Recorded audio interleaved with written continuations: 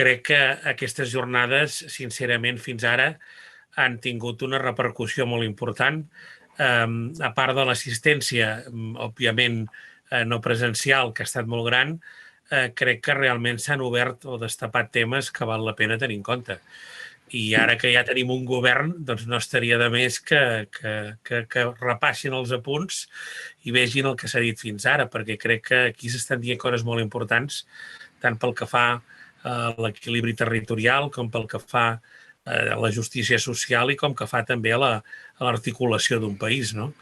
Per tant, en aquest sentit, crec que està molt bé i el que espero és que puguem continuar col·laborant amb la vostra associació molt de temps i també el que espero és que el proper any ho puguem fer de manera física, no? Que no vol dir que igual com que anem a prest també permetrem que algú s'ho pugui mirar per streaming, però jo crec que el poder tornar al debat directe, al cara a cara, al parlar-nos, és una necessitat que sembla que ara efectivament i feliçment estem a punt de plantejar-nos. Et diu en Xavier Duran que li deixem el toro, però no em fa patir gens perquè és un gran expert. A més, és una d'aquestes poques persones que té alhora una sensibilitat científica, tecnològica i literària i humanística, diguem-ho així, i per tant és un regal i estic segur que sabrà comportar-ho o portar-ho amb gran eficàcia. No dic res més perquè toca actuar en els nostres ponents que són, com veureu, rellevants i que compleixen el requisit que vaig dir el primer dia. Alguns venen de l'acadèmia, altres han trepitjat territori i alguns fan les dues coses alhora. Molt bona tarda a tots. Bé, moltes gràcies, Agustí, per la presentació i moltes gràcies per organitzar aquestes jornades, perquè jo crec que realment pensar sobre el territori, l'equilibri territorial i els diferents aspectes i tenir en compte totes aquestes realitats doncs és una gran necessitat perquè per mi afecta tots els àmbits. Jo crec que no es tracta només, estem d'acord que no es tracta només d'un tema ambiental, un tema demogràfic, un tema econòmic, sinó que realment planificar bé el territori, equilibrar-lo i donar veu a tothom i satisfer les necessitats de tothom, pensant en el conjunt, tot encara que sigui, doncs, amb les diferents complexitats, jo crec que és capital per al país i esperem que efectivament ja en ple, no ja ple segle XXI, que això ja en fa uns anys, sinó ja el 2021 ja seria hora que realment ens poséssim en marxa amb aquestes accions que han de ser pensades de forma global i tenint en compte tothom. Per sort, l'Agustí diu que jo tinc molta experiència, per sort, jo només haig de presentar i moderar una mica i amb els ponents que hi ha, com en les altres jornades, doncs realment jo crec que això es modera pràcticament sol. Com les dues sessions anteriors, doncs intervindran uns 10 minuts cada un, més o menys. Dic més o menys perquè sempre hi ha un petit marge, però crec que així els quatre ocuparan uns 40 minuts, una mica més, i tindran temps d'interpel·lacions, preguntes, etc., que sens dubte seran molt interessants. El tema de l'equilibri i la densitat territorial, la demografia, és tant una causa com una conseqüència d'aquest procés de territorialització, no? D'una banda, doncs, hi ha un abandonament de moltes comarques i moltes poblacions perquè precisament falta aquest equilibri que doni oportunitats a tothom o que tingui en compte les potencialitats de tothom i per tant, en certa manera és conseqüència, però també és causa perquè quan la gent se'n va doncs també costa més posar en marxa iniciatives que tinguin aquest ressò i la massa crítica. És un procés que ara doncs es veu en part compensat per gent que vol encetar una nova vida i busca també anar per altres llocs del territori molt menys densificats, buscar noves oportunitats, aportar noves idees i, per tant, serà molt interessant veure aquestes diverses visions de gent que coneix molt bé la realitat des del punt de vista teòric i pràctic. Jo vull presentar els ponents, en primer lloc, Andreu Domingo, que és doctor en Sociologia, investigador i subdirector del Centre d'Estudis Demogràfics, és president de l'Associació de Demografia Històrica, que aplega demògrafs d'Espanya i Portugal, i membre numerari de l'Institut d'Estudis Catalans. Després intervendrà Carme Ferrer Cervelló, que va néixer a Terrassa, però fa més de 12 anys que viu a Senan, a Conca de Barberà, d'on actualment és alcaldessa des del juny del 2015. També és consellera de Sostenibilitat, Paisatge i Agricultura al Consell Comarcal de la Conca de Barberà i vicepresidenta de l'Associació de Micropobles de Catalunya. Pili Sant Martín va néixer a Gandesa el 1982, és diplomada en Educació Social i màster en Estudis de Dona, Gènere i Ciutadania i treballa des del celler familiar, celler Bàrbara Forés, doncs ella diu que va tornar a viure a la Terra Alta per aprendre sobre el vi, la terra, la vinya i la quotidianitat de la vida rural i des d'aquest celler és on posa en marxa aquestes idees i també en el seu projecte més personal, Bàrbara Forés en Moviment, ha participat en diferents moviments socials lligats al territori. Finalment, Ramon Queralt, que va néixer el 1971, és llicenciat en Ciències Ambientals per la UAB i llicenciat en Dret per la Universitat de Lleida. El 1999 va publicar Impacte ambiental del despoblament, que va ser una gran aportació en aquell temps en què el debat potser encara estava molt limitat entre les persones més sensibles i enteses, i després ha publicat altres llibres com sobre les cabanes de volta a les Borges Blanques o l'Ateneu Popular Garriguenc. Exerceix de consultor ambiental a l'empresa La Llena, que va cofundar fa 20 anys, i ell mateix diu que el resum del seu currículum vitae o del seu perfil seria des de diferents flancs del món associatiu, altres i jo intentem transformar la realitat cap a un futur millor pels nostres pobles. Doncs d'això es tracta en aquesta última jornada organitzada per Pensem, de pensar el millor pels nostres pobles i pel conjunt del territori. Per tant, jo cedeixo ja la paraula a Andreu Domingo perquè faci la seva intervenció. Molt bé. Jo primer agrair-vos la invitació. Després compartiré ara pantalla.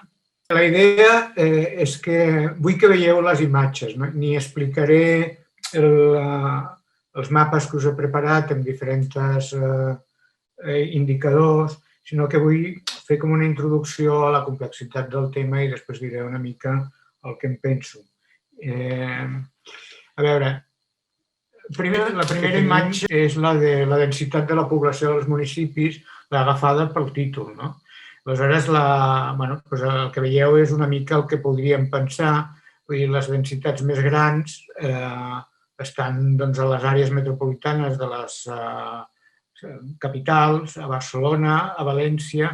De fet, Mislata, que està a l'àrea metropolitana de València, és la que té una densitat més gran. Després ve l'Hospitalet de Llobregat i després venen tota una mena de poblets del País Valencià, de la província d'Alacant, i Benetússer és un d'ells, em sembla.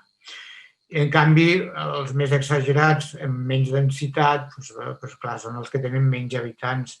36 habitants de Vilacamp i Litera, Gisclareny, 26 habitants. En tot cas, sí que aquesta és la imatge que tenim tots al cap quan parlem de desequilibris en termes de densitat. Ara, si el que veiem és la renda familiar per municipis,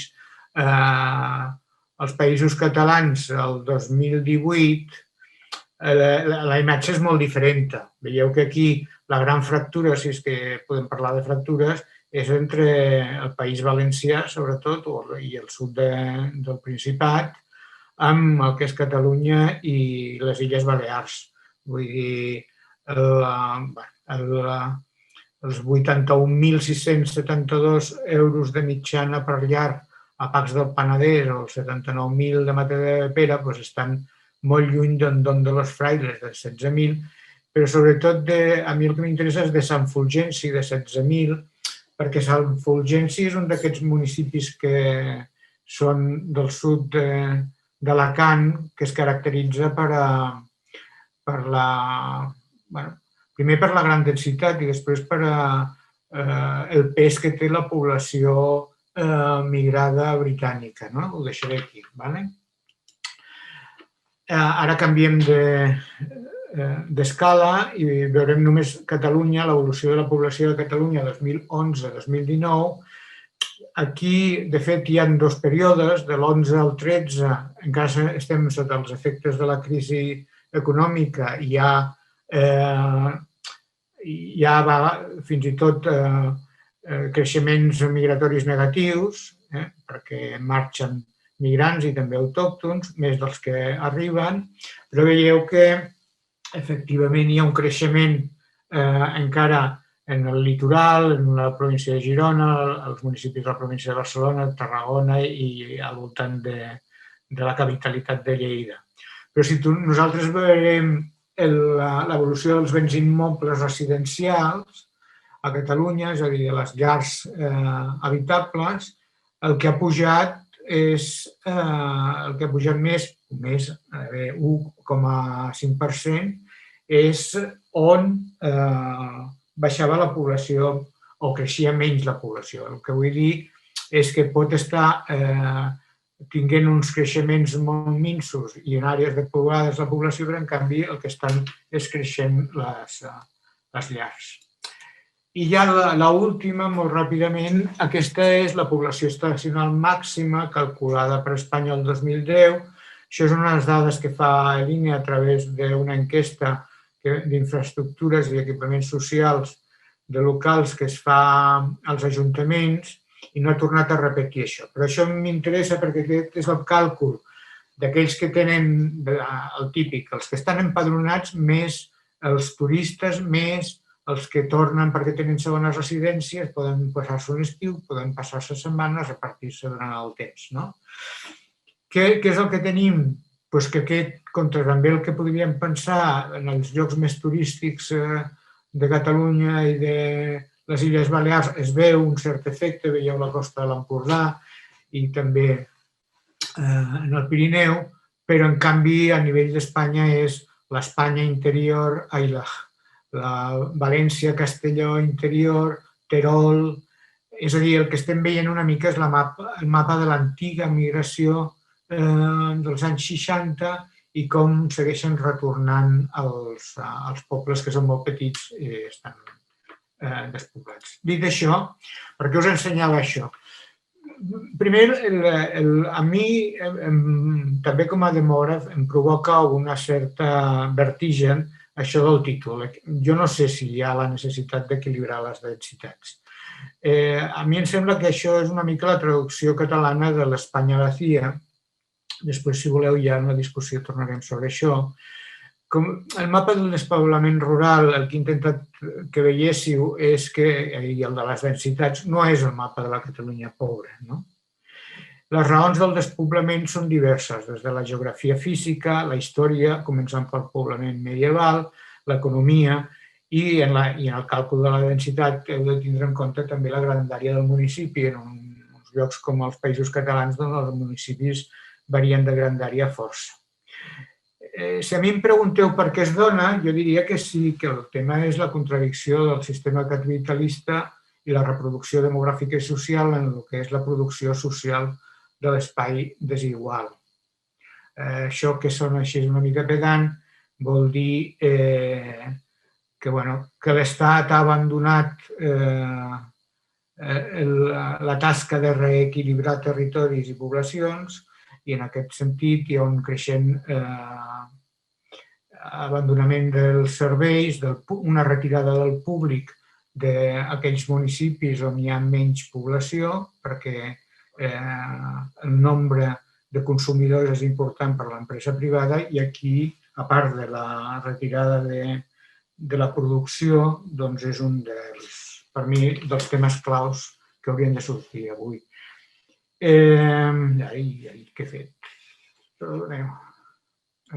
Seguiu veient o no? Sí, ho veiem. Ara hem tornat enrere, però ho veiem. Se m'ha disparat. La cosa és la segona... No sé què passa amb això. Aquí. La segona cosa que preguntàveu també molt ràpidament és el tema de l'oportunitat de la pandèmia. Jo aquí també sento jugar el paper d'aixafar guitarres perquè jo soc molt escèptic davant d'això. Primer, jo diria, hi ha que advertir que fins que no tinguem les dades de les estadístiques de variacions residencials que publica l'INE cap a finals de juny, juliol del 2021, no sabem exactament què ha passat en la mobilitat registrada. Les grans esperances, jo crec que hi ha un tema d'empadronaments atípics i segones residències, és a dir, gent que sabeu que estava empadronada en la segona residència i ha aprofitat això per després del primer confinament, de la primera onada, traslladar-se efectivament a viure a la segona residència. Després hi ha hagut, sí, un augment de compra de pisos, però de totes maneres hauríem de veure que aquest augment ja es venia produint des de la recuperació econòmica des del 2013, i després hi ha la incògnita sobre el teletreball, és a dir, si realment el teletreball serà una cosa conjuntural mentre duri la pandèmia o si això durarà. És per totes aquestes raons que jo recomanaria ser prudent, perquè em temo que serà... Jo no dic que no hi hagi hagut moviments d'aquest tipus, però molts d'aquests moviments estaran lligats al cicle de vida. Per exemple, si tu ja estàs jubilat i vius a Barcelona, tens una segona residència a l'Empordà, dic coses típiques, o a Salou, m'és igual, doncs és molt possible que decideixis anar-te'n durant el temporal. Però si resulta que tens nets i ja tornen a l'escola, és molt possible que tu tornis. I l'altre tema és el que jo anomeno l'anticipació de compres. El que es pot haver donat també és que efectivament hagin pujat més del que pujaven ja de 2013 a 2019, durant 2020, però que això hagi sigut també l'oportunitat de comprar en aquest moment i després no se segueixi aquesta tendència. Però això ho deixo obert per considerar. I ja per acabar, deixem-ho, deixo la discussió i agafaré el final. D'acord? No sé si ara...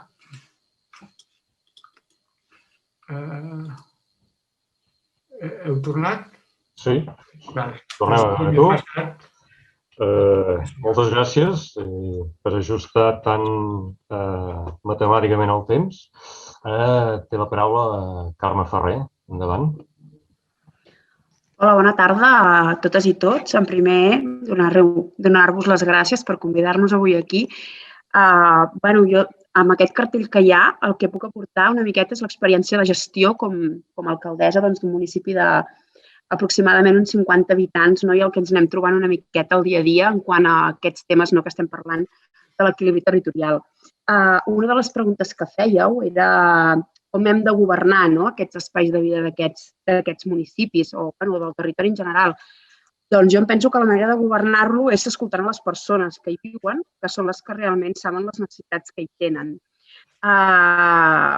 D'aquí ens sorgeix una de les qüestions que posàveu al damunt de la taula, que era si era necessari planificar o no planificar aquests espais. Suposo que partint d'unes bones planificacions, escoltant el que el territori vol i necessita, és quan poden sorgir les millors propostes de gestió i per assolir aquest equilibri territorial. Per altra part, últimament se sent molt a parlar de densitats territorials, equilibri territorial, però sempre va relacionat a les qüestions demogràfiques. I sembla com que aquell municipi que perd població és un municipi que fracassa i aquell que guanya població és un municipi que triomfa. Però és que igual en un municipi que potser per població els habitants viuen molt millor que altres municipis on guanyen població. Aleshores, l'equilibri territorial penso que ha d'anar molt més enllà dels aspectes demogràfics i s'ha de basar transversalment en les necessitats que té les persones que viuen en aquest territori.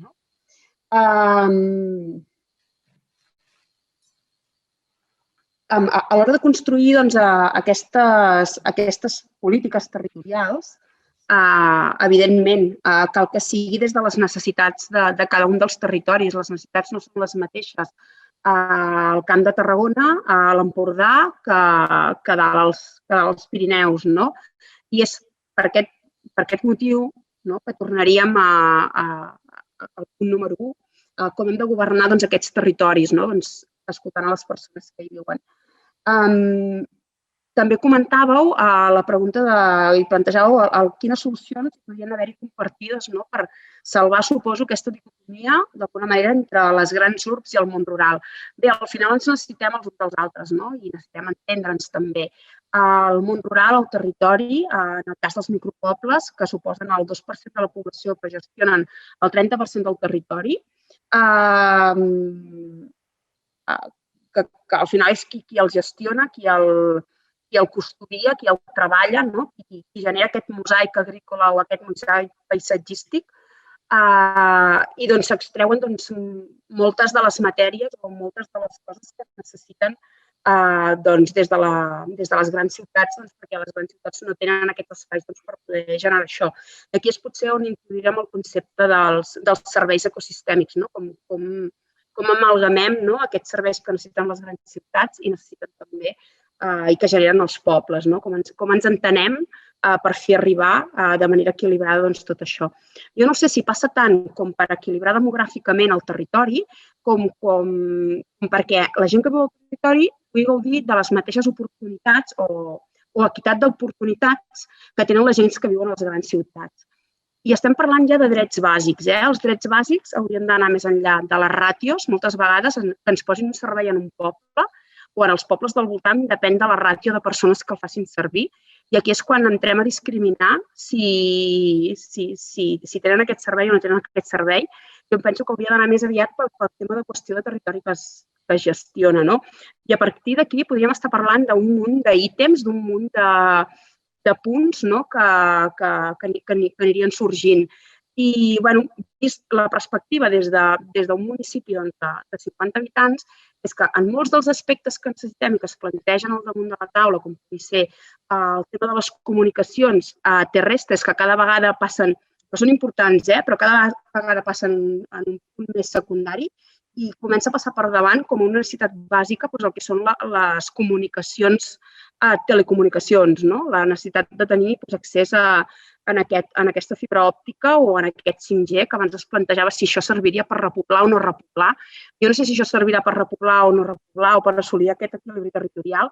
El que sí que servirà és que les persones que hi viuen, aquests pagesos que d'alguna manera, o persones que treballen al sector primari o persones que estan afincades al territori, puguin seguir desenvolupant amb igualtat de condicions tecnològiques que la gent que viu a la ciutat. És a dir, imaginem-nos una persona que té una explotació agropecuària,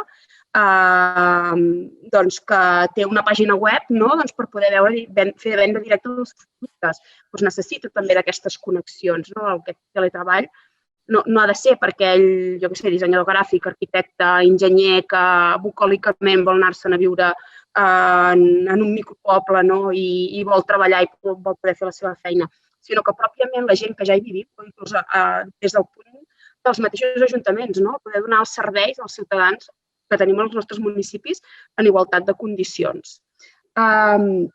Pel que fa també al tema de la sanitat, el fet que no tinguis un consultori mèdic obert ni que sigui cada 15 dies perquè els 4 avis que tinguis al poble puguin anar-se a fer l'analítica. O el tema de la mobilitat, que nosaltres, per exemple, aquí a Senan el tenim resolt amb un taxi a la carta. És un taxi que funciona des del Consell Comarcal, que quan el necessites truques. Vull dir que al final solucions adaptades al territori per donar aquests serveis bàsics acaben existint, el que, evidentment, moltes vegades no podem tenir en compte aquestes ràtios d'utilització del servei. Al final són serveis bàsics que segurament moltes vegades són deficitaris, però són necessaris per poder mantenir aquest equilibri territorial i que d'alguna manera el territori segueixi custodiat i segueixi viu i segueixi habitat d'alguna manera. No sé, jo no m'extendria massa més. Una miqueta la idea era fer una mica de pinzellades de com ho veiem des d'aquí i en qualsevol cas restem per qualsevol dubte o pregunta que vagi sorgint al llarg del debat. Molt bé, moltes gràcies. De fet, veig que esteu ja no limitant el temps que hem dit, sinó fins i tot deixant el marge, que anirà bé per més debat i més preguntes, però parlant de densitats, jo crec que la densitat d'idees és molt elevada, és a dir, són 10 minuts, tots dos molt ben aprofitats, perquè realment he apuntat una sèrie de coses molt interessants per després aprofundir-hi. Ara té la paraula Pili Sant Martín. Hola, bona tarda. Gràcies per convidar-me i us exposaré aquí algunes idees. Coincideixo molt amb aspectes que ha apuntat la Carme, no? Aquesta necessitat de governar els territoris des de baix, no? Des de les necessitats de les persones i els seus entorns, poder tindre aquesta mirada com més holística, més àmplia, més inclusiva, aquesta mirada feminista, no?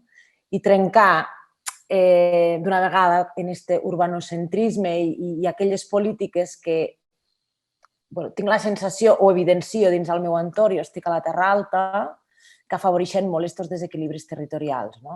Llavors jo crec que s'ha de canviar la mirada i que hem de trencar aquestes dinàmiques de poder i de cadira calenta per part dels polítics i començar a treballar d'una manera real en la gent.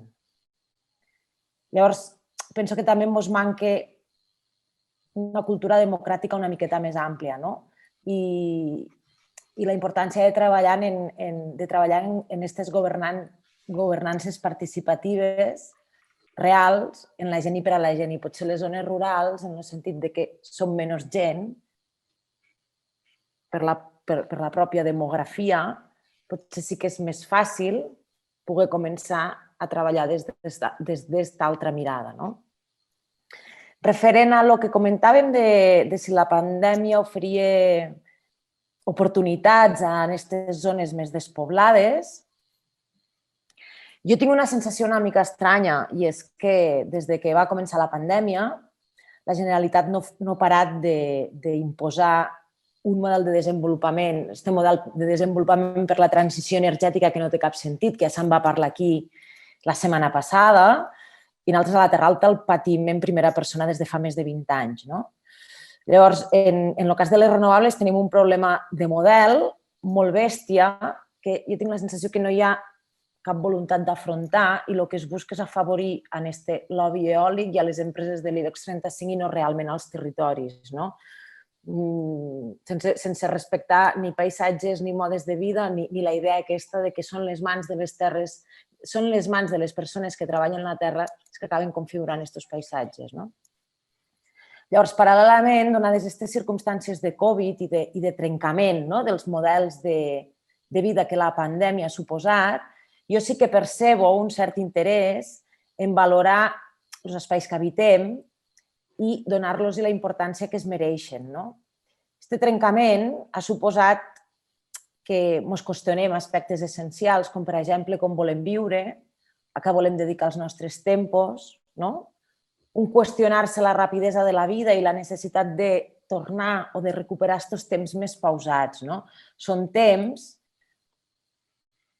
que trobem en més abundància fora de la voràgine de les ciutats i jo crec que per aquest motiu sí que hi ha persones, famílies que sí que es plantegen aquests èxodes cap a espais més tranquils, cap a espais rurals, en recerca de qualitat de vida. Tot i que, com comentava també l'Andreu, pot ser que siguin raons també circumstancials, d'allò que deia lligades al cicle de vida, etc. Llavors, les noves formes de treball ajuden a aquestes transicions. És possible, tot i que també comparteixo molt en la Carme el que ha dit, és a dir, sí, tindrem fibra òptica perquè pugui vindre una persona feta al treball, però també hem de poder treballar les persones que estem habitant aquests territoris des de fa un munt de temps i que no tenim accés o tenim accessos molt deficitaris a determinats serveis. Ella es referia al tema de la fibra òptica, però tenim problemes greus d'accés a l'habitatge, d'accés a serveis, la manca de recursos, la manca de serveis culturals també, entre d'altres coses. I després també hem de trencar una mica en aquests estereotips que tenim de les zones rurals. De vegades hi ha aquesta visió de la zona rural idíl·lica i viure al camp, viure a les zones rurals també té una part de duresa. Després també penso que relacionar una mica en tot el tema de participació real ciutadana, sí que cal treballar fortament l'autoestima dels pobles perquè ens puguem sentir agents propis de que puguem decidir quin és el nostre futur. Jo la sensació que continuo tenint, sobretot des que vaig tornar, és que les actuals polítiques se desenvolupen o es decideixen als despatxos de les grans ciutats i tinc la sensació que d'alguna manera volen aniquilar les societats rurals i la seva gent. I en aquest sentit, potser pensareu que soc molt radical a l'utilitzar aquestes paraules, però després de l'allau de projectes en el sector energètic que estem tenint, arribo a aquesta conclusió. Llavors, preguntàveu també com havíem de construir polítiques territorials. Jo crec que s'han de construir des de les necessitats de la gent, posar al centre quines són les necessitats de la ciutadania en aquesta mirada més holística, més justa i més inclusiva. I després també tindre aquesta mirada d'interdependència. Som persones interdependents, ens necessitem les unes a les altres i com a comunitats urbanes i comunitats rurals també som interdependents i també ens necessitem. Cadascú en la seva idiosincràsia, però amb la voluntat aquesta de sumar. Tot i això sí que penso que hem de començar a posar aquesta mirada en allò que és més petit, que és singular, que és autèntic, no perquè sigui petit no és important, i es puguen començar a teixir polítiques públiques sortint d'estos grans nuclis i anar mirant més estos marges. En definitiva, jo que penso que fa falta és aquest canvi de mirada urgent.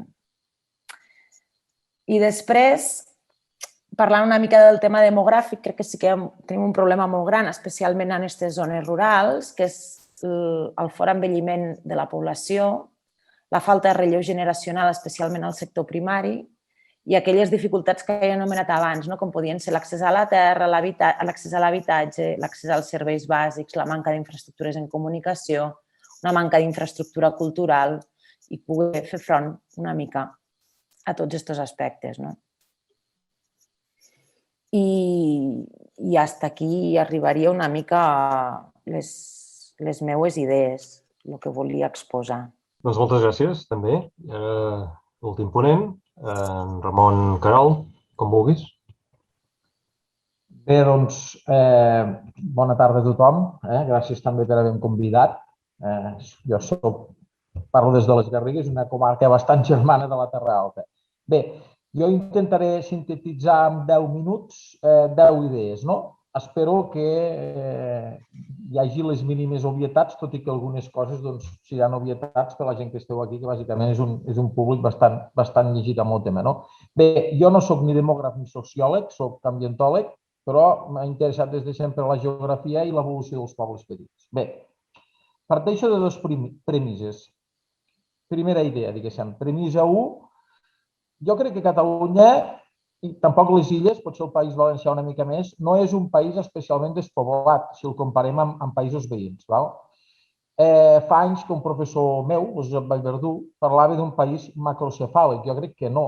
Pot donar la sensació, però a Catalunya sí que és veritat que hi ha Barcelona, que és una gran ciutat i una àrea metropolitana gran, però també hi ha una xarxa de ciutats petites i mitjanes bastant repartides i amb la seva oferta de serveis, equipaments, empreses, mitjans de comunicació. És a dir, a Catalunya no hi ha una metròpoli gegant i un desert al darrere. Ara, això no vol dir que no haguem de continuar reivindicant l'equilibri territorial, però entenc jo que com a país aquest reequilibri és un concepte arrelat i viu i que s'ha traduït en inversió i també afavoreix que és un país amb molta franja litoral, però hi ha una tradició de planificació. Ja va fer la mancomunitat amb les carreteres, els camins, els telèfons i la llum elèctrica. Després, la mateixa comarcalització dels anys 30, amb les 42 comarques que tenim ara, que és una unitat territorial petita que ha contribuït a repartir també els recursos i els serveis i la gent. I després, per últim, els plans territorials parcials que es van fer als anys 2000, que van establir uns nodes i unes polaritats, i això s'ha traduït en polítiques i en gestió.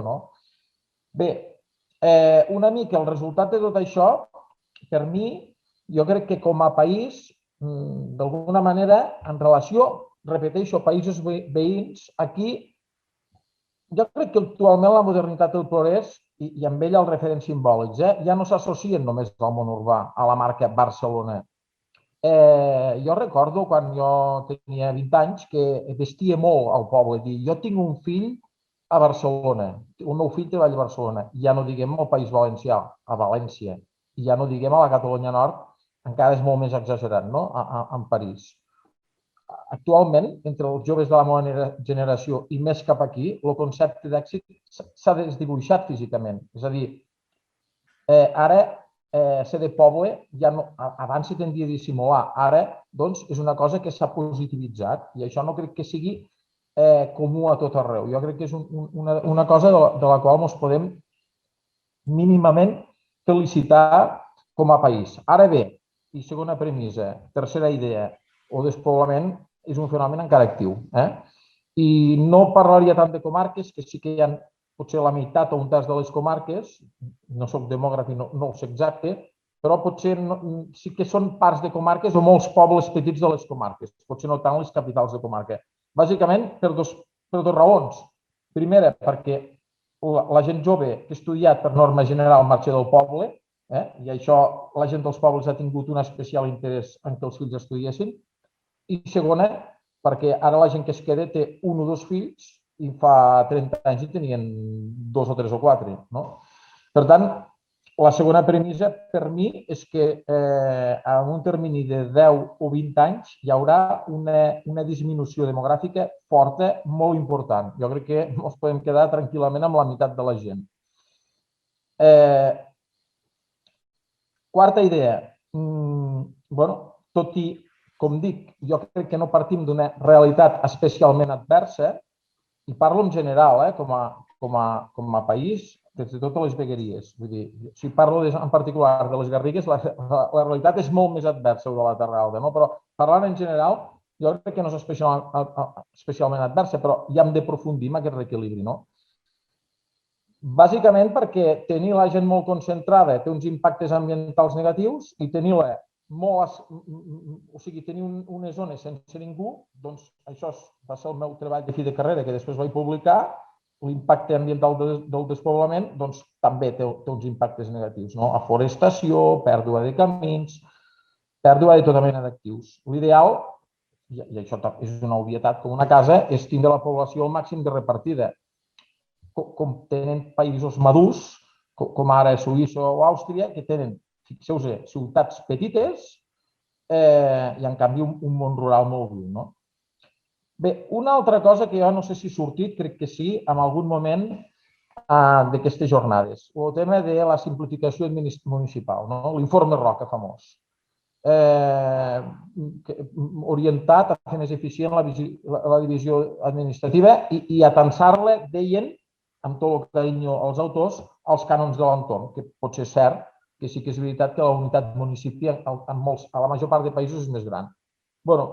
Jo penso que el cas català o valencià seria un drama, la fusió de municipis. L'estalvi econòmic seria irrisori, perquè els ajuntaments aquests petits, pot corroborar l'alcalde de Senan, és de pura batalla, és a dir, hi ha una secretària a mitja jornada i un arquitecte un dia a la setmana o unes hores, però és que pel fet de tindre ajuntament, tu has de trobar amb penes i treballs 3 o 4 o 5 persones que es prestin a fer de regidors i que sense cap remuneració o mínima dediquen un temps, s'impliquen amb la cura del municipi, amb el coneixement.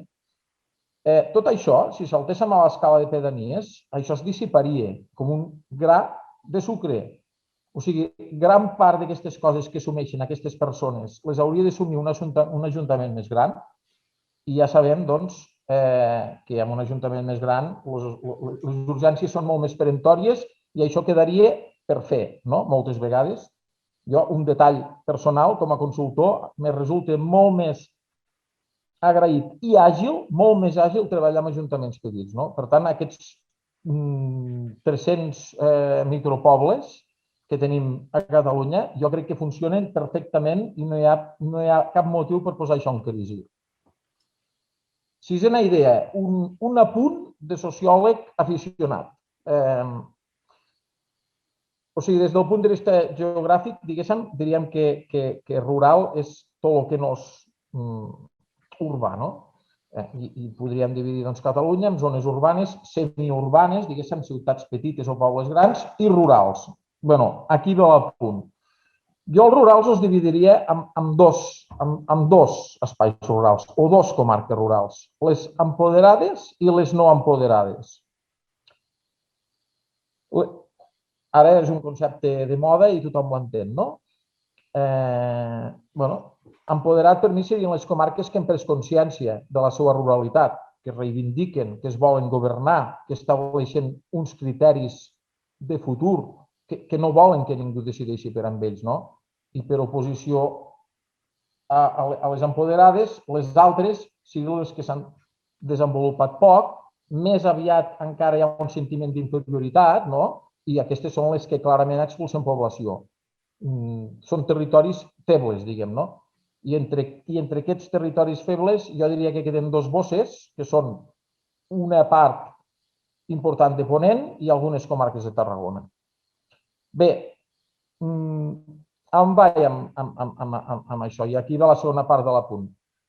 Que si traslladem, diguéssim, la ruralitat a una manera de ser, amb un tarannà com a, diguéssim, més genuí o més particular o més connectat amb el passat o més inexplorat, el caràcter rural se manté més amb comarques poc empoderades, perquè bàsicament empoderat vol dir, deixar de ser feble vol dir connectar al món, i connectar al món és connectar al món urbà i tornar una mica urbà, no? I això, inevitablement, passa per perdre una part d'aquella autenticitat. I això podríem fer un símil en regions del món. Els que hagueu viatjat, que segur que sou molts. En resum, per acabar amb l'apunt, que per sobreviure al món rural, com a mal menor, jo entenc que ha de perdre una part d'aquesta autenticitat. I les tres últimes idees. I ja per acabar, el món rural jo crec que en aquest moment té per davant dos grans reptes enormes, fins i tot podríem dir potser una cruïlla. La primera, el tema del Covid i derivades. És una gran oportunitat, aquí s'està notant, jo crec que encara es nota molt més en zones de comarques, jo ja em situo al pla de la comarca no empoderada, però en comarques, diguéssim, de la Catalunya vella, això s'està notant molt més que aquí. Sobretot en el sentit que s'ha donat un impuls al teletreball, i això ho fica amb safata per viure al poble. Jo entenc que aquí l'administració hauria de fer una aposta forta, no necessàriament implica una gran inversió. Jo penso en tres coses. Una, un desplegament ambiciós de la fibra òptica, això és, evidentment, són les carreteres actuals, no? Jo crec que en aquest moment amb un 90% de la gent és molt més dramàtic quedar sense internet un dia que quedar sense aigua o sense llum. L'altra proposta que jo faria és que, ostres, carai, anem a fer una campanya de màrqueting a gran escala amb gent influent venent el producte. I tercera idea i molt important, el tema de l'habitatge. No cal fer habitatge social als pobles, però als pobles hi ha un parc vacant de cases en mal estat, ja no dic les que estan compromeses per les segones residències, però que estan en mal estat o totalment desocupades, que aquí pot entrar el tema de la masoveria urbana, polítiques impositives, diguéssim, que discriminin positivament. És a dir, anem a mobilitzar la quantitat de cases que tenim al món rural. Hi ha un munt de cases tancades, no? Segurament hi ha un percentatge que es pot mobilitzar, no? El segon gran repte, el primer el Covid i totes les derivades. El segon, i aquí enllaçant amb el que ha dit la Pili Sant Martí, amb el tema de les energies renovables. Tal com s'està preveient el desplegament a hores d'ara, o sigui, de dalt a baix, per part de l'oligopoli energètic bàsicament de matriu espanyola, sense cap planificació, ens podem trobar amb 5 o 6 o 7 comarques que precisament coincideix amb les no empoderades que es convertiran en un mer suport físic d'aquestes instal·lacions. És a dir, aquestes comarques que ara bàsicament presenten una aparença rural, doncs ens trobem 5 o 10 anys que passaran a tindre una aparença semiindustrial, perquè Sí, diuen que aquestes instal·lacions ocupen un petit percentatge, però és que aquest petit percentatge dona la mesura a tot el territori, influeix sobre la percepció global de totes aquestes zones, no? El que es va viure al litoral català als anys 70, doncs ho podem estar vivint ara als propers anys en aquestes 5 o 7 comarques.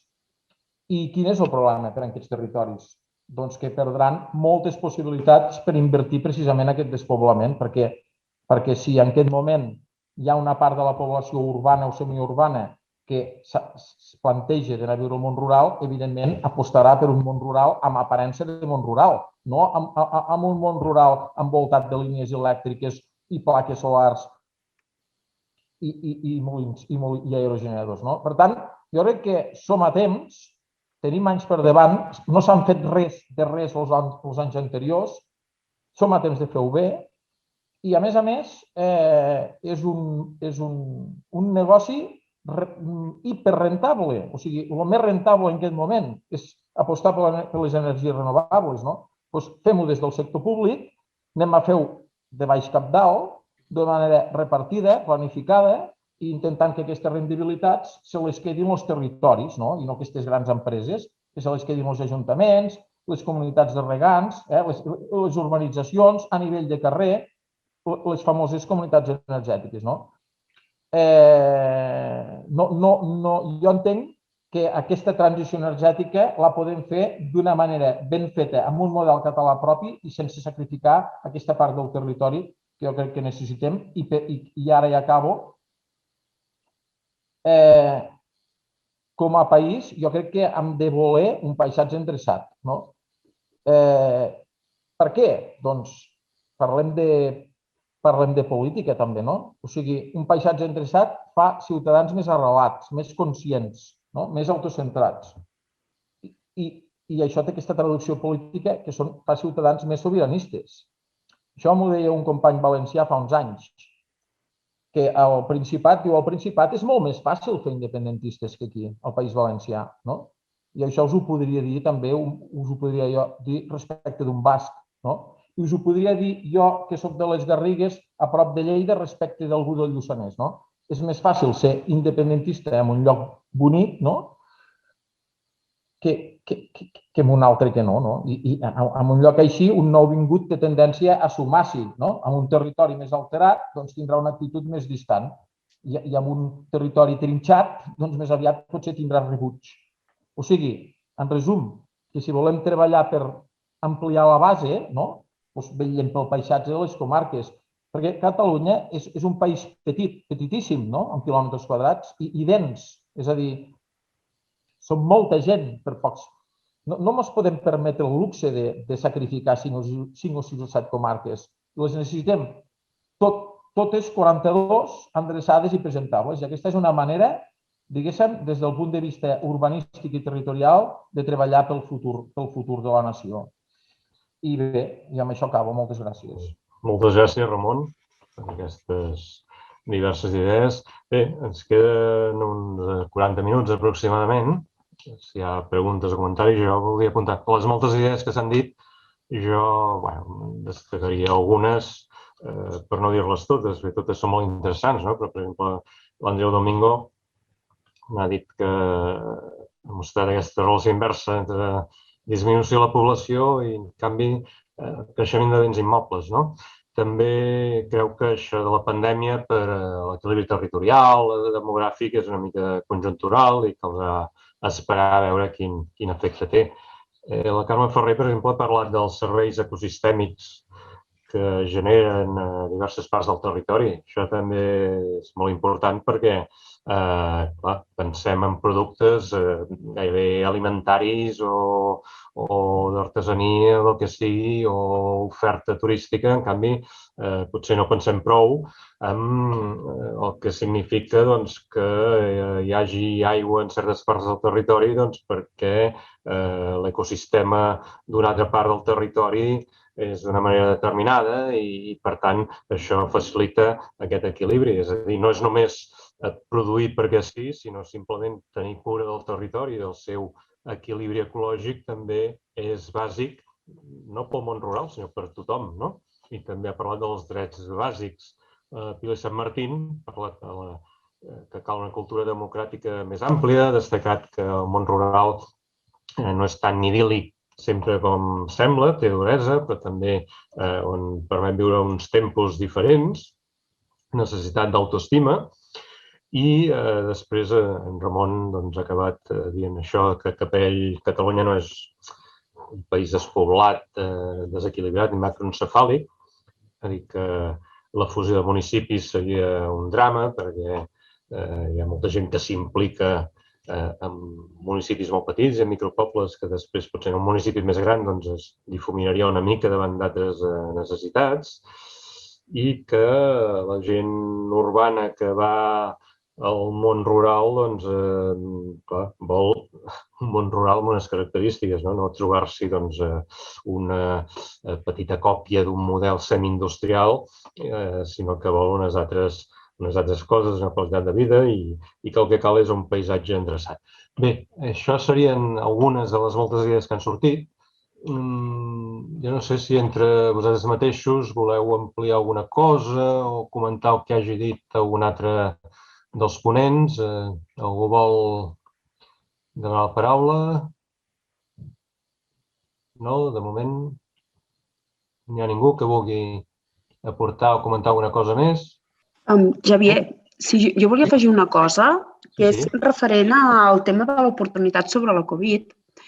Jo no sé si és una oportunitat o no és una oportunitat, però el que sí que un dels baròmetres que nosaltres vam tenir en compte des de micropobles, des dels mitjans de comunicació es parlava d'aquest èxode urbà, que jo crec que no existeix, perquè a més la paraula èxode ja connota com una tragèdia. Jo em penso que aquí el que hi ha és gent que li motiva més anar a viure a un altre lloc per una situació que està vivint, però la gent que du a terme un èxode, gent que ha de marxar del seu país forçat, com pugui ser el que està passant a Síria o el que està passant també en alguns països de Sud-amèrica. Així que jo el tema aquest d'èxode urbà quasi que l'eliminaria com a fet que s'està esdevenint. Però en qualsevol cas, un dels termòmetres o baròmetres que nosaltres contemplàvem era el tema de quantes... És a dir, sí que vam notar que se'ns empadronaven bastantes famílies, en general, a molts dels nostres micropobles, i sobretot, com comentava abans, em sembla que era en Ramon Caral, a la Catalunya Vella, municipis de la zona del Solsonès, a Riners, van arribar a empadronar fins a 30 persones en 2 o 3 mesos. Per nosaltres era un punt clau què passaria amb les matriculacions al mes de juny, juliol, setembre a les escoles. És a dir, al final, totes aquestes famílies que es van empadronar, per què es van empadronar? Per vindre a viure als municipis o per poder anar als municipis quan els confinaven? Es va demostrar al mes de setembre, quan hi van haver aquestes matriculacions a les escoles, que no havien incrementat. O sigui, en alguns municipis potser sí que tenien 3 o 4 alumnes més, però aquesta trentena d'habitants que apareixien, que potser eren famílies que s'empadronaven el pare, la mare i 2 fills, quan va ser el moment d'anar cap a l'escola no van matricular els seus fills a les escoles dels pobles. Així que era com un empadronament una miqueta de necessitat fictici per poder tenir aquesta mobilitat a través del territori. Penso que aquesta és una dada important per entendre també d'alguna manera què és el que està passant. El fet que moltes vegades el món rural es fa servir com el pati de les grans ciutats. I això sovint és el que fa que moltes vegades les infraestructures o les necessitats que tenim les persones que sí que hi habitem cada dia vagin condicionades a la gent que pugui vindre més que la gent que estem vivint. I crec que és més important mantenir la població que actualment tenim i que pugui viure en les mateixes condicions de les persones que viuen a les ciutats que no pas crear serveis pels que puguin venir de fora. I aquesta és una puntualització que penso que és una qüestió a no menys tenir. Sí, també és molt important. També hi ha un altre aspecte que almenys fa anys, i ara no sé quines oportunitats es poden veure, però fa anys ens trobàvem que molts municipis, per lluitar contra aquest despoblament, manca d'oportunitats, doncs clar, el que se'ls acudia era promoure el turisme, estacions d'esquí, etc. Clar, això, primer que ambientalment és molt discutible, però després també que hi havia gent al territori que deia, bé, és que jo tinc dret a viure en el territori, però no dedicant-me a aquest sector. Jo vull viure al territori i dedicar-me a altres coses, no? Per tant, podria ser una solució, primer, que no fos tan solució com sembla, que hipotequés el territori, que tampoc agradés a molta la gent, no? Aquí s'ha comptat també, sobretot les autopistes i carreteres del segle XXI, no? Les connexions d'infraestructures telemàtiques, perquè això és bàsic, i no només perquè s'hi puguin instal·lar professionals o petites empreses, que ara sabem que moltes empreses amb molt poc personal, molt format, en certa manera molt específica, n'hi ha prou, sinó també perquè la gent que viu en aquestes poblacions necessita aquests serveis telemàtics per fer les seves gestions o simplement pel lleure o pel que sigui. Els mateixos ajuntaments ho necessiten.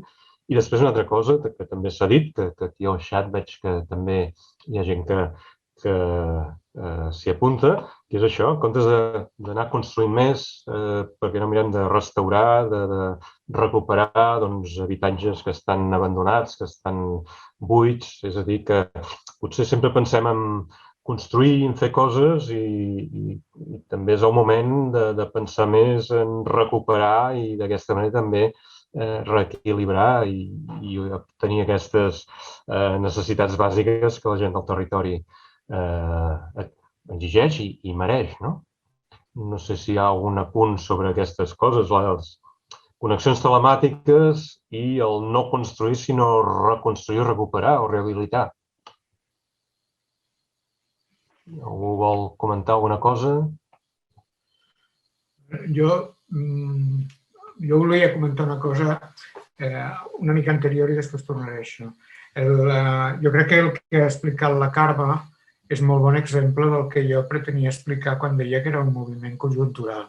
És a dir, en el fons, el que intento explicar és que per mi no és una qüestió demogràfica, és una qüestió d'ordenació territorial. És una qüestió de voluntat de governar el territori d'una manera determinada i desenvolupar-lo d'una manera determinada. En quant a la pandèmia, jo no li vull treure importància, és a dir, una cosa és que, de fet, el mateix fet que estem discutint ara ja és una bona cosa, però el que jo trobo perillós és confondre els desitjos amb les realitats. I això per la pròpia gent que s'ha pogut moure. Jo torno a dir que no tenim dades sobre la magnitud d'aquests moviments. Us vull recordar, per desgràcia, hi havia l'ànsia al principi de la pandèmia de, no sé com dir-ho, entre el món s'acaba i el déjà vu, no? I jo me'n recordo que els primers dies va sortir la notícia idiota que jo m'estirava dels cabells dient que hi hauria un gran boom de la fecunditat. I vinga a sortir notícies comparant amb l'apagada de llum de Nova York i vinga i dale. Qualsevol, no només que faci demografia, sinó que utilitzi anticonceptius, ja sap que això no va així. Ara, no sé si anava així als anys 60 en els Estats Units.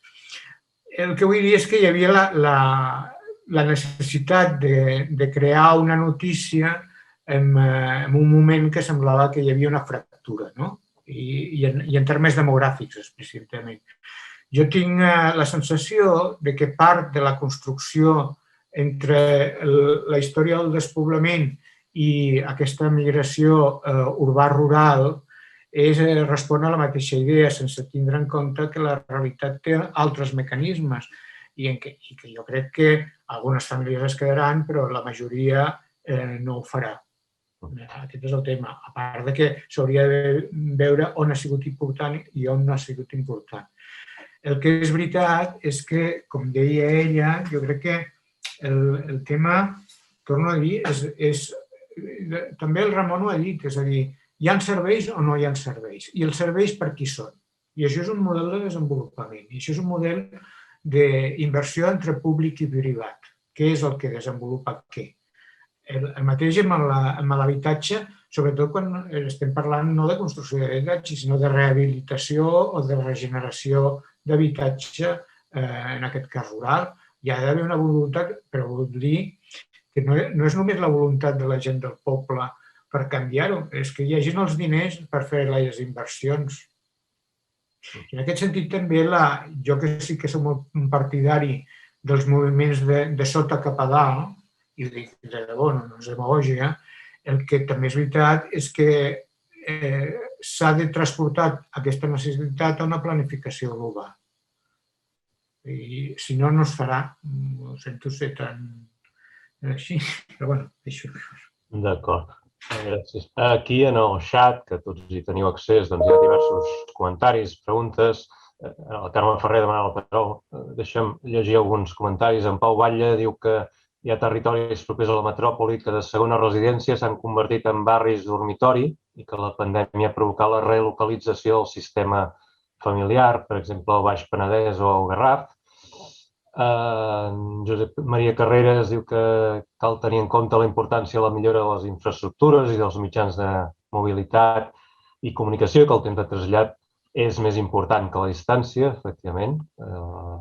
El temps és el que mana. Pau Batlle, novament, venim d'uns tabús que comencen a caure, com la informació, la proximitat als centres, ja és relativa. Les megaregions poden establir la difusió d'aquests nòduls culturals. El concepte rural i urbà es va dissolent.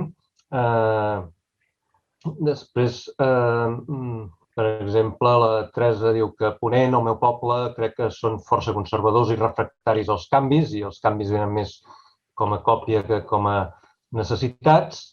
Els comentaris sobre això de la recuperació dels habitatges. Una pregunta de Montserrat Ferriol. Veieu igual la ruralitat de les comarques del nord del país que les del sud del país? I té a veure amb l'empoderament de què parlava el Ramon.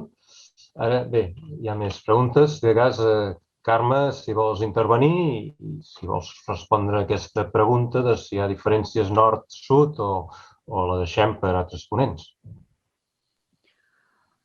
Bueno, no, si hi ha diferències entre nord-sud, home, evidentment que hi són, no? Perquè són territoris diferents i a vegades al sud tenim una miqueta la sensació de ser l'abocador del Principat, no? Depèn amb quines infraestructures i depèn amb quines instal·lacions se'ns venen imposades. Però jo volia afegir una cosa sobre el que comentava l'Andreu Domingo abans. Parlava de planificació global, però és que aquesta planificació global potser també ha de ser transversal i ha de passar per desenvolupar de manera paral·lela i no per modes, que a vegades ens passa. Ara han sortit diverses iniciatives en quant al tema de l'habitatge. Ara tot és habitatge.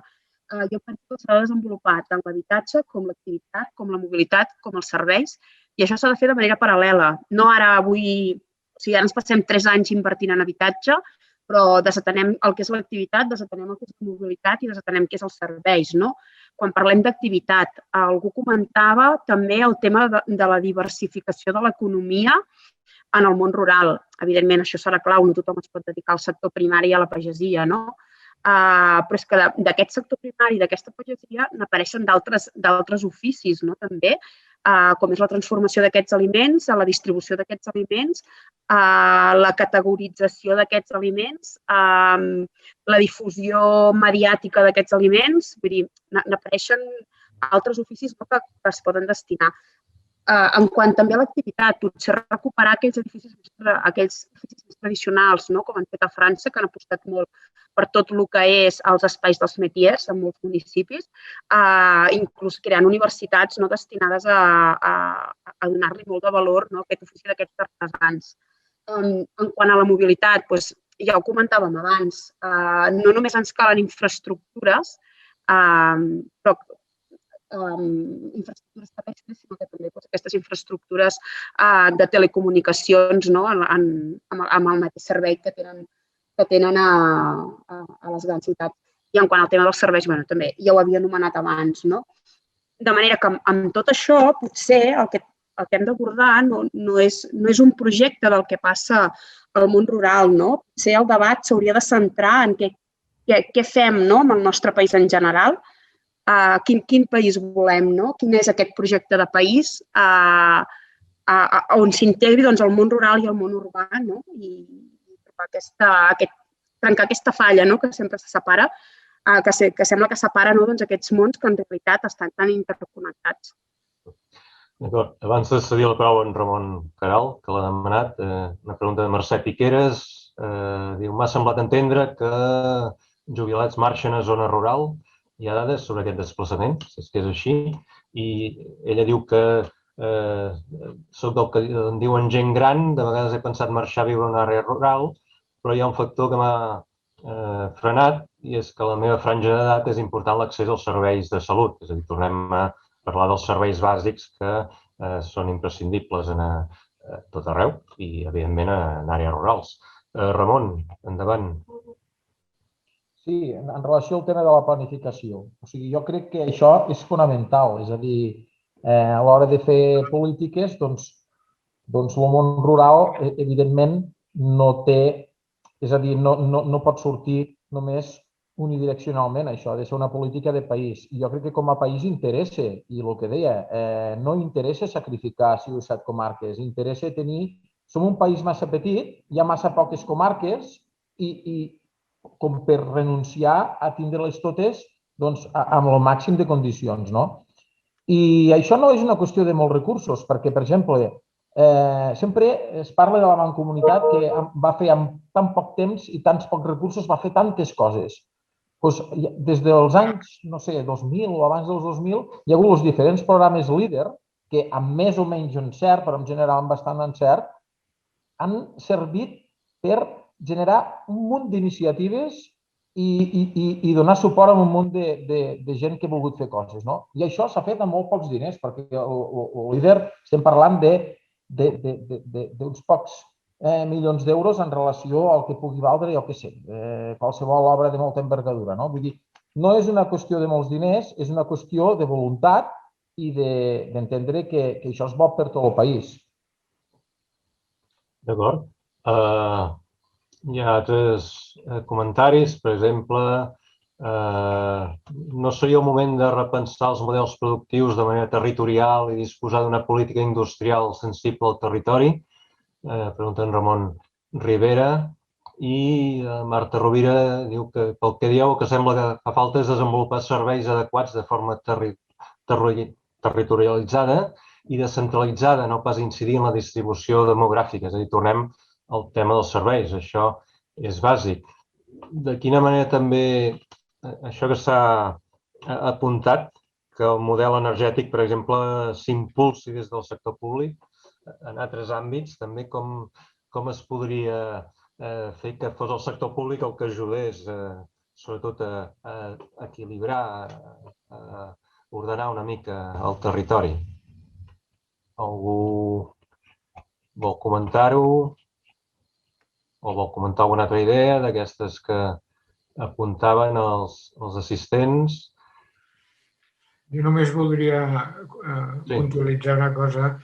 A veure, no hi ha un moviment de gent gran al món rural. Jo he posat com a exemple puntual alguns casos que havien pogut passar durant la pandèmia. Efectivament, per al problema de serveis mèdics i de pèrdua d'autonomia de la gent gran, el que es dona és un moviment al revés, que surten de municipis petits, no tenen per què anar directament al municipi més gran, però sí al municipi on tenen més serveis. Vull dir, això és el que s'ha donat. D'acord. Ramon Rivera també comenta si es podria repensar el paper de les ciutats mitjanes fora l'àrea metropolitana com a nodes d'articulació del territori. És a dir, sembla que de vegades això del moviment demogràfic va quan un lloc ja és tan dens i tot es posa tan car que la gent no hi cap, busca la primera corona i després la segona corona, la tercera, etc. Però clar, si hi hagués aquests nodes en què el territori es va equilibrant, però no perquè ja no s'hi cap en una corona i es passa a la següent, sinó perquè hi hagués uns pols de creixement, potser seria també molt interessant. Hi ha ciutats aquestes que poden actuar, de fet ja suposo que actuen. Crec que ja funciona així. Vull dir, Barcelona és molt important, però l'articulació de l'àrea metropolitana és múltiple, té múltiples referències i a més amb múltiples moviments entre els diferents municipis. No tot va a Barcelona, ni tot surt de Barcelona. Però també és cert, per exemple, jo veia un comentari d'uns arquitectes i urbanistes, la ciutat dels 15 minuts, està molt bé, és a dir, que la gent no hagi d'estar 2 hores per anar a la feina, per anar a estudiar o el que sigui, no? Sinó una ciutat més compacta en què tot estigui més a prop i facilitar les comunicacions.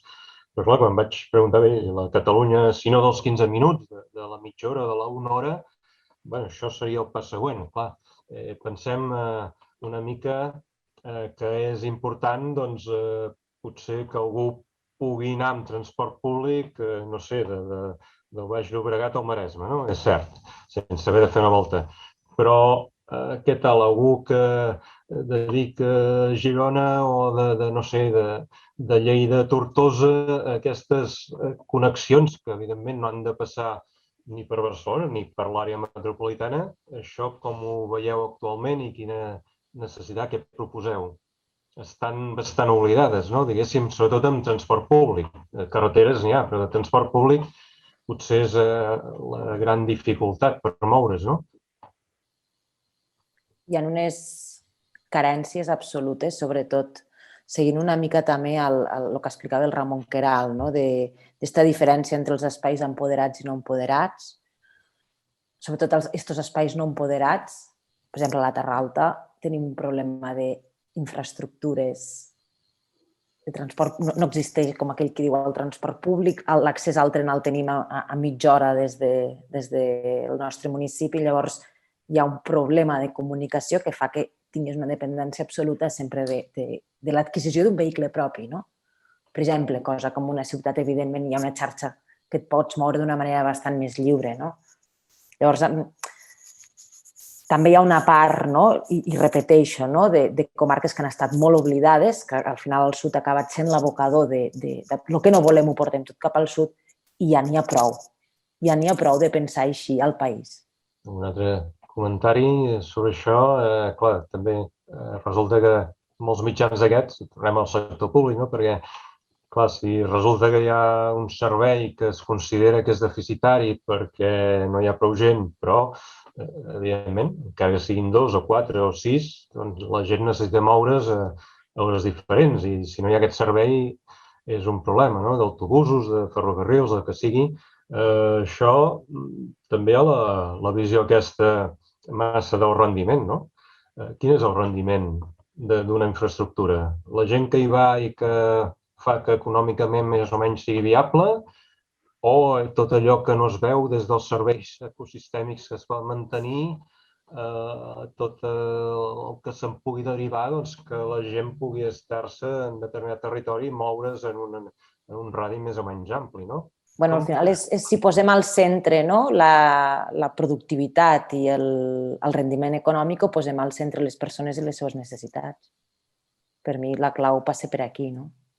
Però no hi ha també aquesta visió. Jo me'n recordo que hi havia un estudi que l'abandonament rural a comarques de Pirineu i Prepirineu fa que creixi desordenadament el bosc quan hi havia potser prats o pastures, i això acaba repercutint en l'alimentació de l'aigua dels aqüífers i, per tant, acaba repercutint en l'accés de l'aigua a l'àrea metropolitana, no? Per exemple. És a dir, que no pensem en moltes conseqüències d'aquestes, que no cal que una comarca o una determinada part de la comarca produeixi un aliment que es vengui molt bé o un producte que agradi molt i econòmicament sigui viable, sinó que simplement per estar allà tenint cura del territori ja fa un servei que potser no expliquem prou, no? És a dir, que aquests, torno als serveis ecosistèmics, no es tracta de fer, enoturisme, que està molt bé, o de determinat conreu, o d'obrir rutes turístiques, que està molt bé tot això, sinó simplement és un producte que potser no es veu perquè tampoc l'expliquem i, en canvi, és vital per a tothom. No sé si algú... Ramon, va, tu que ets ambientòleg, vinga. Jo el que deia és que a cada lloc hi ha aquí algun comentari d'algú que deia de l'ànima del lloc, no? És a dir, el cas és que hi hagi ganes de trobar aquesta ànima, no? Que des de l'administració, a l'hora de planificar, se tingui en compte cada lloc, l'especificitat. Després ja trobarem la manera. Jo què sé, el tema de la mobilitat, jo entenc que el que no podem demanar és tenir una xarxa ferroviària a totes les comarques i que arribi a tots els pobles. És impossible. I potser tampoc ho voldríem, però després hi ha moltes fórmules. Hi ha el transport a la demanda, que és un tema que pot jugar moltíssim. Hi ha el tema d'aplicacions com aquestes del BlaBlaCar, però aportades a escala local.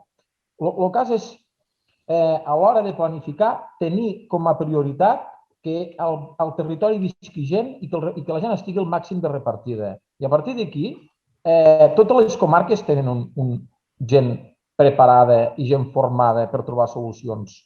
És una qüestió de voluntat i, com deia, és una qüestió de voluntat i de pocs diners, de no massa inversions. Jo ara s'està fent un govern nou i ostres, hi ha una conselleries de recerca i universitats, me n'alegro molt. De feminismes, me n'alegro moltíssim. De transició energètica, me n'alegro moltíssim. Però ningú l'ha demanat, potser culpa nostra, una del món rural, que això queda dins del sac d'agricultura. Doncs a Espanya li van fer un ministeri de... no recordo el nom, no? Potser hem d'anar cap aquí, no? A posar el cascavell al gat i a visualitzar que com a país necessitem establir una prioritat, que és que al món rural hi visqui gent. Perquè la segona premissa que he dit és una cosa que molta gent la sospita però que ningú la realitza. I és que en qüestió de 20 anys hi haurà unes 10 o 15 comarques que es quedaran a la meitat de gent. O sigui, en tot cas quedarà la gent concentrada a la capital de comarca, però Pallars Jussà, Terra Alta, Ribera d'Ebre, Garrigues, Noguera i Urgell, no sé si me'n deixo alguna, quedarem a la meitat del que estem, perquè la població, la piràmide d'edat està superenvellida.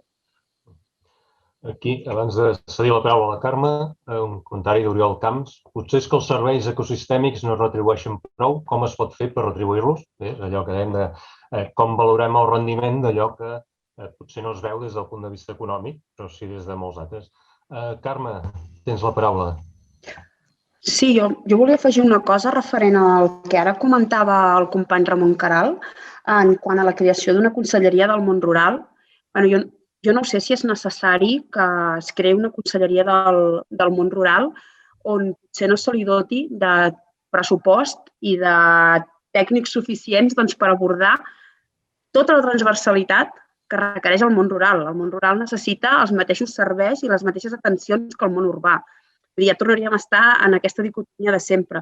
Potser el que ens cal és que les conselleries i els diferents departaments, les diferents secretaries generals, les diferents direccions generals, hi hagi com una pedagogia i una conscienciació de que existeix aquest món rural, de que existeix aquest territori, i tornaríem en aquest concepte de que al final no és un projecte, el debat no està en què farem del món rural, sinó el debat està en què farem del nostre país, quin país és el que volem. I jo crec que no hi ha d'haver una conselleria específica sobre el món rural, sinó ha d'haver-hi aquesta sensibilització en els diferents departaments i en les diferents conselleries i direccions generals i secretaries generals on es contempli, quan se facin normatives, el territori i que se li pregunti al territori què és el que vol ser de gran i que no es decideixi des d'un despatx de Barcelona què serà de gran al territori. Jo penso que aquí és on hi ha el punt clau. Quan s'aborda aquesta planificació territorial del Principat de Catalunya, doncs es tinguin en compte les diferents especificitats que té el territori. No només, i que la normativa no es faci només pel món urbà. Vull dir, per exemple, a mode de puntualització, abans parlàvem del tema dels habitatges, sobretot a la zona de la Catalunya central, i aquest és un dels debats que sovint tenim a dins de micropobles, què fem amb les masies? Les masies són entitats úniques que no pots segregar, perquè és una masia, és una entitat única, no pots fer una divisió horitzontal d'aquella masia, i tens masies de 500 metres quadrats que s'han de rehabilitar i una única família no la pot rehabilitar, bàsicament pel cost econòmic que això suposa. Potser 3 famílies sí que les podrien evitar i tindríem vivendes de 150 metres quadrats, no? Això és una disfunció que té la llei d'urbanisme, que no te permeti fer en cada un dels territoris desenvolupar aquestes especificitats concretes. Ens trobaríem en històries d'aquestes vàries a tot arreu, en diferents normatives i en diferents lleis. Tornant al tema de l'habitatge, per exemple, la llei del dret a l'habitatge, hi ha un punt que el que et diu, que el que contempla, és el fet de que quan tu tens un municipi que hi ha demanda d'habitatge, puguis entrar a expropiar aquest habitatge que està tancat, del privat. Però per poder entrar a fer aquestes accions necessites demostrar que tu tens aquesta demanda d'habitatge. A Senan, de les 69 cases, durant tota la setmana n'hi ha 6 o 7 d'obertes. Algunes s'obren al cap de setmana, però la resta estan tancades.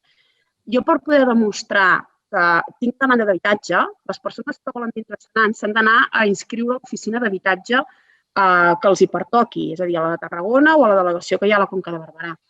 Ningú va a l'oficina d'habitatge a dir que vol vindre a viure a Senan, encara que ho vulgui fer. Vull dir, això és un mecanisme que poca gent coneix. Ja quan comencem a fer aquest tipus de normativa, que això potser sí que valdrà per Barcelona, valdrà per Sant Cugat, valdrà, jo què sé, per Sant Quirze del Vallès, valdrà per Girona o per Sarrià de Ter, però en els nostres municipis no val, i menys amb la quantitat de serveis que abans també algú comentava, els serveis tècnics que tenim, els serveis de secretaries que tenim, els serveis jurídics que tenim, els serveis d'administració dels ajuntaments que tenim. Moltes vegades, per resoldre aquest tipus d'expedients, sovint ens és bastant inviable. Quan s'acaben totes aquestes normatives, això també s'ha de tindre en compte. Hi ha una altra qüestió que ara algú preguntava sobre si està mal pagat tot el que són el sector primari. Evidentment, no pot ser que una persona que treballa la terra, no pot ser que un pagès hagi de vendre la seva producció per sota del preu de cost que li suposa generar aquesta producció. Vull dir, això és una altra disfunció que no s'hauria d'acceptar ja des del sistema. A veure, Marta Rovira pregunta, però tenim un pla de desenvolupament rural? I Ivan Serrano, aquí està, pregunta si una de les qüestions seria integrar des d'una perspectiva nacional l'eix de l'Ebre, Segre, Noguera, sense aquest excepcionalisme que combina agrícola i pati del darrere. Que en Ramon ha intentat respondre en el xat això del pla de desenvolupament rural, però que se centra molt en l'explotació agrícola. Vols dir, Ramon? Deia que el pla de desenvolupament rural efectivament existeix, va lligat al se'n diu PDR i va lligat al tema de la PAC i el gestiona el Departament d'Agricultura, però se centra molt en donar continuïtat a les explotacions agrícoles, no amb un desenvolupament rural, diguéssim, integral. D'acord. Sobre l'eix Ebre, Segre, Noguera, alguna idea? Vertebració nacional més àmplia, tenint en compte també altres coses. Sobre l'ensenyament del món rural, en les jornades l'Arnau Querol va recordar pràctiques passades que eren tradicionals i molt eficients i que ara s'intenten aplicar, que és l'aprofitament de l'aigua, no malbaratar els recursos, l'orientació correcta als habitatges, tot això són coses que en el món rural fa segles que s'han dut a terme. Potser també hi ha aquests ensenyaments pràctics de mirar el món rural com a exemple de coses que podem aplicar a altres llocs, no necessàriament en aquests entorns. O bé, no sé, insistim en les infraestructures comunitàries, tot això, Ramon?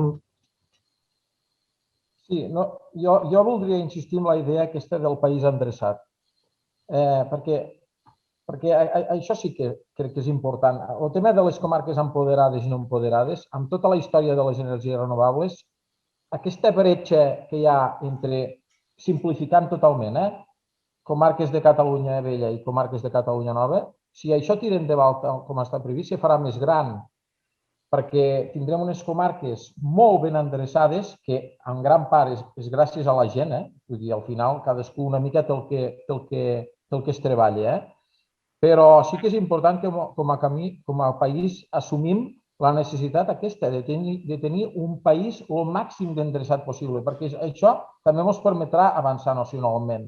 Ens queden uns 4 minuts. S'han exposat moltes idees, s'ha debatut una mica, s'ha respost a preguntes. Jo diria allò que si voleu un minut cada un dels ponents, però clar, després de tot el que s'ha dit, un minut, no sé si serviria de gaire. També veig que aquí, de moment, en el xat, doncs no trobo altres preguntes o comentaris. El sistema administratiu s'ha de renovar, excés de burocratització, diu en Pau Batlle, un nou missatge.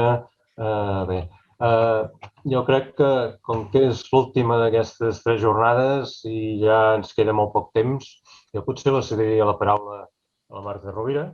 No sé si s'ho esperava, però No ho esperava.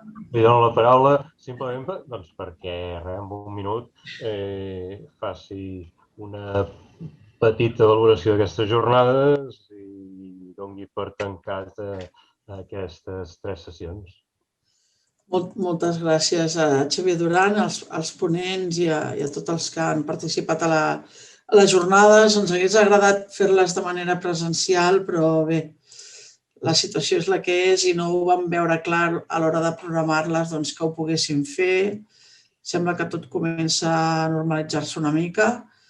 Doncs bé, hem parlat del territori, que és el que preteníem. N'hem parlat prou. Tindrem una crònica de cada sessió i també hem gravat en vídeo les sessions de manera que podrem treure'n un llegat de tot el que s'ha dit i, per tant, pot continuar la reflexió per aquesta via. Res més. Realment han sortit moltíssimes idees, però el que queda clar és que com a país tenim la necessitat no només de planificar el territori i el funcionament d'aquest territori, les seves connexions, la seva població, les seves necessitats, les infraestructures, la mobilitat, sinó que aquesta planificació s'ha d'anar revisant perquè apareixen nous reptes. Ara ho heu comentat vosaltres, no? Sembla que el sud o els espais menys poblats sempre hagin de rebre les infraestructures, les grans infraestructures, no? Sembla que quan hi ha una necessitat, ara volem parcs eòlics i volem plaques solars. Doncs vinga, va, on hi ha espai? Allà, doncs ho fiquem allà, no? I per això per nosaltres era molt important que hi hagués la veu de la gent que viu en territori més rural o territori més afectat per a vegades per aquesta planificació que es fa de forma urgent i que diguéssiu la vostra. I sembla clar que s'han de repensar les coses i que s'han d'incorporar diferents mirades a aquesta planificació territorial.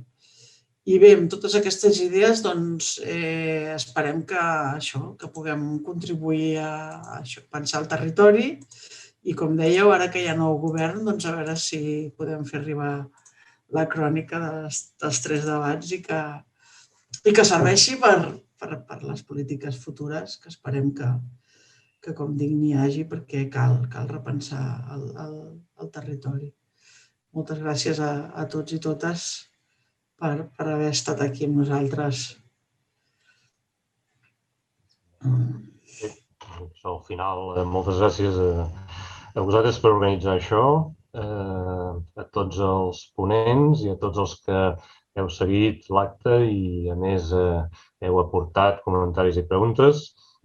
Clar, de fet, la puntualització seria: no tenim nou govern, tenim un acord de govern. I potser la idea seria: no tenim Conselleria de Món Rural, però la idea d'equilibrar el territori i de pensar en el món rural hauria d'impregnar totes les conselleries. Potser si aconseguim, com abans, el tema medi ambient s'ha vist que és una cosa transversal, que l'acció climàtica és una cosa transversal, perquè no té cap sentit fer-ho de manera sectorial sense pensar en el conjunt, doncs esperem que també que l'equilibri territorial, el món rural, totes les necessitats d'infraestructures, les necessitats socials i totes les polítiques que es portin a terme doncs tinguin també aquesta visió de país, però pensant en tot el país i, per tant, en aquesta part tan important del país que són les zones menys poblades o no tan poblades, com li vulgueu dir, i que tinguem un país equilibrat en tots els serveis socials, ambientals i de tot tipus que necessita. Jo, no sé, ho deixaria aquí, donant-vos les gràcies a tots i esperem que hi hagi moltes més jornades per pensar el país i el seu futur. Gràcies. Gràcies. Gràcies, bona tarda. Adéu a tots. Adéu. Adéu. Adéu.